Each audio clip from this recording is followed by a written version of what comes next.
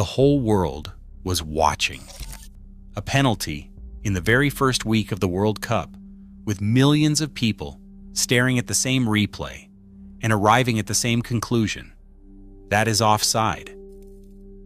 The attacker was clearly past the last defender. Everybody saw it. The fans in the stadium saw it. The fans at home saw it. The pundits in the studio saw it.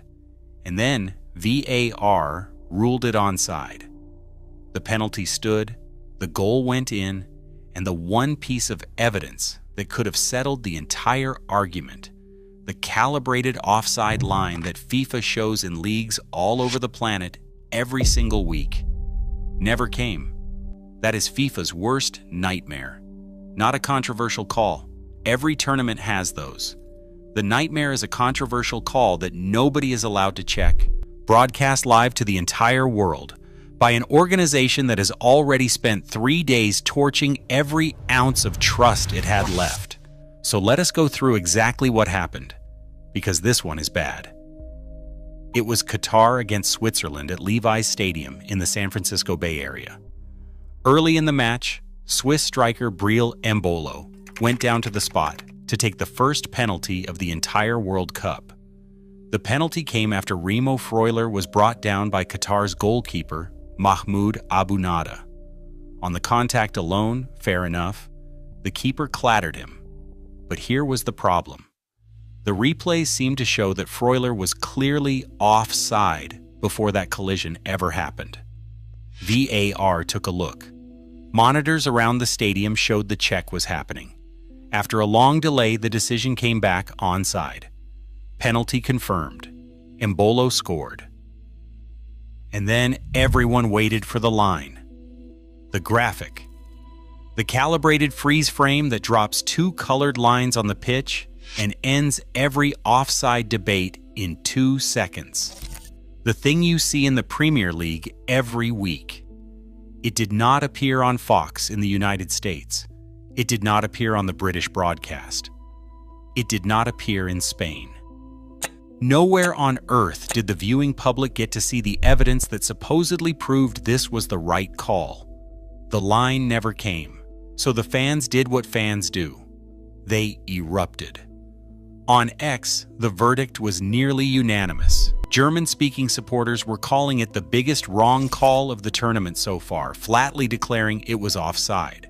Others called it the first refereeing scandal of the World Cup.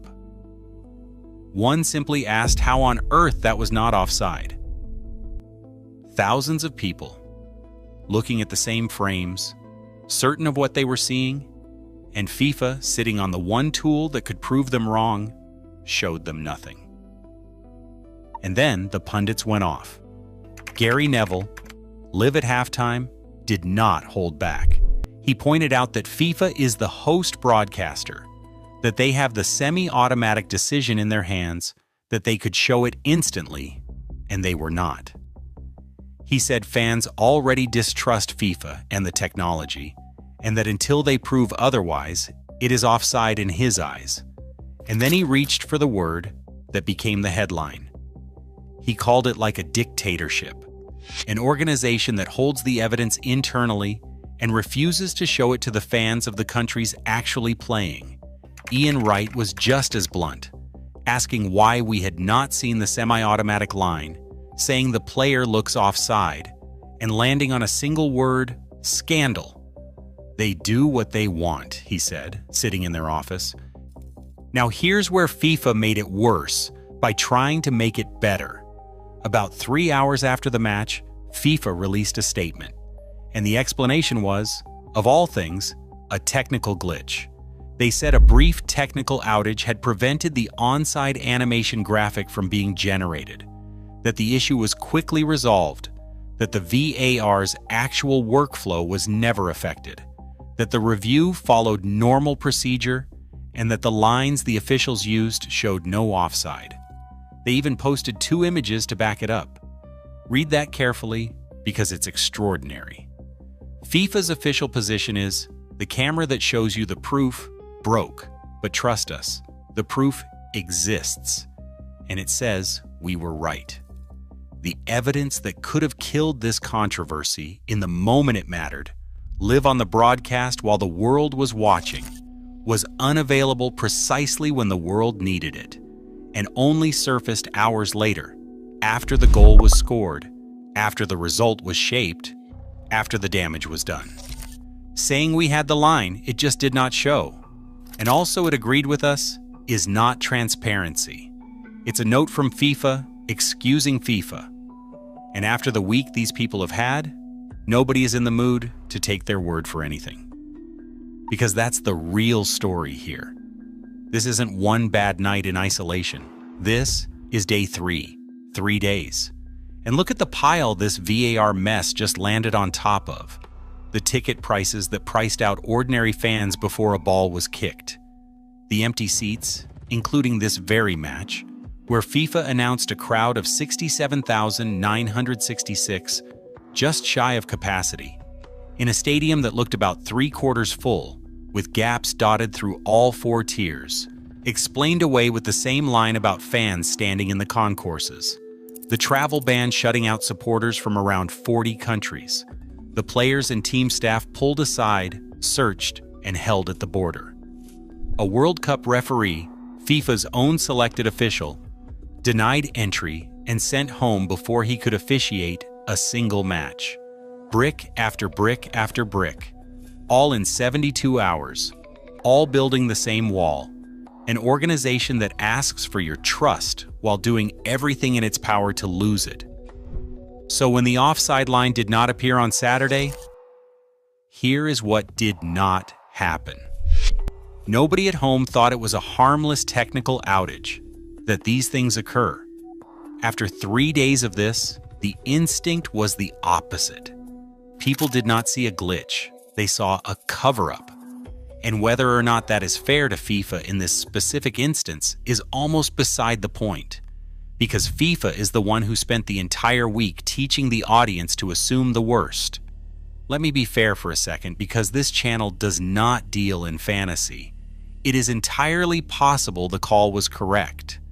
It is possible the tech genuinely failed, that the lines really did show Freuler onside, that this was nothing more than rotten timing on a bad day for the graphics team.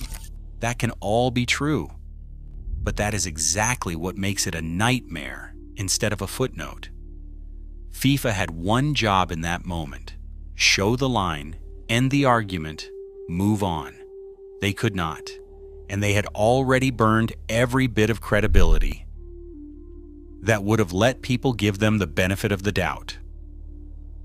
When you have spent 3 days as the villain, you do not get to suddenly play the trustworthy narrator. Qatar, for what it's worth, struck late to grab the first point in their World Cup history, a genuinely great story, buried under the noise. And that's the saddest part. The football is delivering. The drama, the upsets, the debuts, it's all there.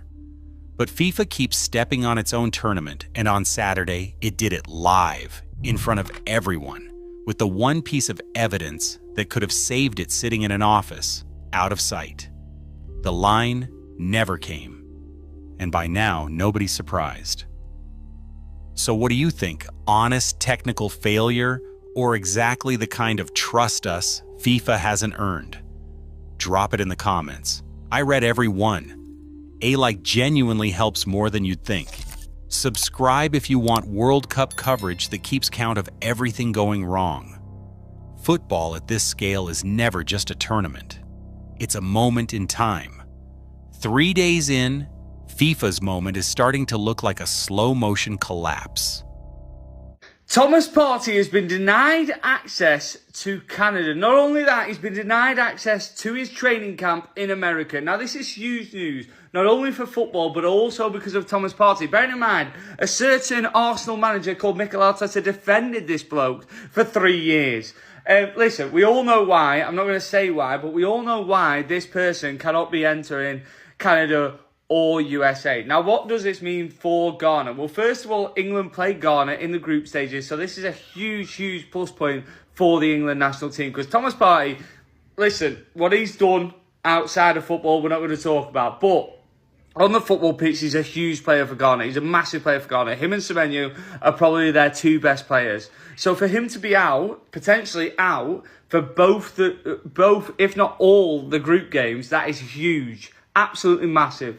I mean, I'm not going to lie. I hope he is out. But yeah, are we not surprised? I just want to say, certain Arsenal manager defended him for 3 years. That's all I'm going to say. The 2026 FIFA World Cup is shaping up to be one of the most politically controversial World Cups in FIFA history as U.S. geopolitical tensions take center stage. Between travel advisories, visa restrictions, detainments, this is shaping up to be an incredibly dangerous tournament.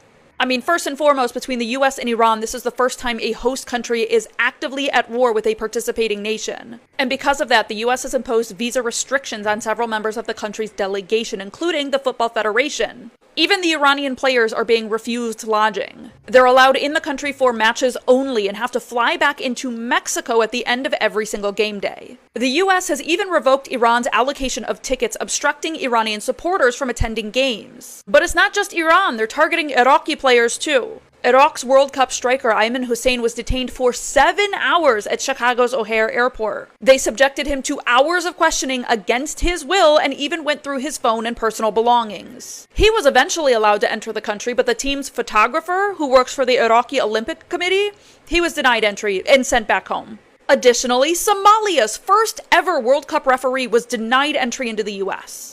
Omar Abdelkader Arten was set to make history as the first Somali referee selected to officiate a World Cup FIFA match. He was selected Africa's best male referee in 2025. He is renowned across the country and he had a valid visa. But he was denied entry, and FIFA confirmed he will not be able to participate in the tournament. Senegalese players are also facing strict background checks upon entry to the United States, as are members of the Uzbekistan team whose bags were searched by sniffer dogs. It seems the politics of the World Cup are primarily impacting members of the global south. Muslim countries, African countries, non-European and non-white countries. It is an accusation. It is charges. How many times have we looked at footballers being accused of stuff and then it is found out that it was not true? Neymar, Benjamin Mendy, Daniel Alves, all kinds of people, and yet Canada doesn't want to allow Thomas Partey into their nation for an accusation, for charges. Not that it has been proven true. It is accused, accusation, charges. This is wrong. This is wrong. This is wrong because at the end of the day, if it is found out that this is not true, Canada needs to apologize to Thomas Partey. They need to make an apology to Thomas Partey. This doesn't make any sense. It doesn't make any sense. How could you not allow him enter the country because of an accusation? An accusation. Footballers are losing a lot because Benjamin Mendy lost a contract, lost all kinds of stuff because of accusation. And then it was found out that it was not true. This is terrible.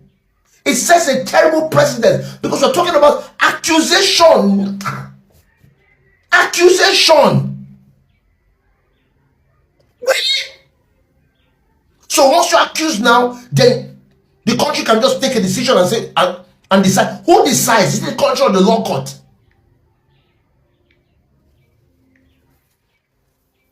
This is terrible. So sad news for Ghanaians. Thomas Partey will not be able to play against Panama on the 17th of June 2026 at the BMO field in the Black Stars' first game in the ongoing 2026 FIFA World Cup in USA, Mexico and Canada. According to The Athletic, the player has been denied visa entry to Canada, and it is a sad news for all of us. Now, let's talk about the details. Many have been asking me, why? What is the reason? Let's talk about it. Please like the video first, share and follow to get more. So according to The Athletic, this is what they posted on their official website, FIFA statements concerning this particular issue. FIFA can confirm that player Thomas Partey will be unable to travel from Ghana's team-based camp in Boston, USA to Canada for their first match against Panama on Wednesday, 17 June, as his visa application has been refused by the Canadian government. FIFA is not involved in the immigration process of host countries, including the adjudication of visas. As with previous FIFA events, the host government ultimately determines who receives a visa and is admitted into the country. So according to The Athletic, FIFA, they've also confirmed that Partey will not be able to play for the Ghana Black Stars team. Now, the why. Why was he denied the visa? Well, as of now, we don't have the details of the reason why the player was denied visa entry to Canada. But according to the IRCC, I'm talking about the Immigration, Refugees and Citizenship Canada, they cannot speak on this matter. Partey in 2025, he was actually charged with 5 counts of rape and 2 counts of assault cases. The player actually denied it in court. He said he is not guilty. In 2026, he was also charged again with 2 new counts of rape, and the player has also denied. So it looks like maybe that might be the reason why. But as I said, as of now, the details or the reasons as to why the player was denied visa entry is not clarified. But see, we all know this, we know these things, and that is also unfortunate for the player. So the Black Stars, we will have to go with new players in the midfield. Maybe Calibre in the midfield for us, with Kwesi Sibo, and probably any other midfielder, Augustin Boacho or any other. So that is what we have at the moment, and I have to share these details for you guys. Let me know what you think about it in the comment box. Like the video, share, and follow to get more. Over 16,800 people canceled their FIFA World Cup tickets over the last 48 hours. This surge in cancellation of tickets is fueling a call for a boycott of the World Cup in general in America, citing that America is not safe for not only the fans, but especially the athletes that are coming from nations that our current government deems shitholes. 4 years ago, the World Cup was held in Qatar. When that announcement was made, there were a bunch of human rights organizations and watch groups who had their ears turned up to say, how could you possibly do a World Cup in the Arab world that's not in line with democracy, freedom, and human rights? And now we have people from the Arab world canceling their tickets in the modern free Western world due to human rights concerns and violence that's being done against people of a specific race, religion, and phenotype. Fans are citing safety fears, political protests, and a growing human rights concern about the way that humans are being treated in America. In response to the growing backlash, FIFA has announced that they're going to set an emergency meeting this week to discuss the ongoing concerns and how to mitigate tens of thousands, if not 100,000 people canceling their tickets. The games are set to start from June 11th, and they're taking place in Canada, America, and Mexico, but the bulk of the games are being done in America, where we currently have ICE and police attacking American citizens. Like, I knew that this would be a concern, especially with when you look at the countries that are football, soccer fans. It's all the people that this current administration hates. It's not majority white people. Yeah, a lot of Europeans love soccer, but a lot of the countries are coming from black, brown, Muslim, Arab, Asian, Latino people. The people that by said racial profiling would get picked up by ICE. ICE, who is killing American citizens and rounding up kids, underage kids. ICE even rounded up a priest, and they had a priest at gunpoint. And then they put the priest in the car, detained him, and they kept trying to intimidate the priest. And he was like, I'm not scared of you. And then they said to him, well, you're white. You're not fun anyway. An ICE agent literally came over to me and said, what did you say? I said, I am not afraid. And they pointed a gun in my face. ICE put handcuffs on my hands and put me in a black SUV. And then a few moments later, they came back and they said, are you afraid yet? And I said, no. And then they said it. Well, you're white. You wouldn't be fun anyway. It was then that I knew that this staging that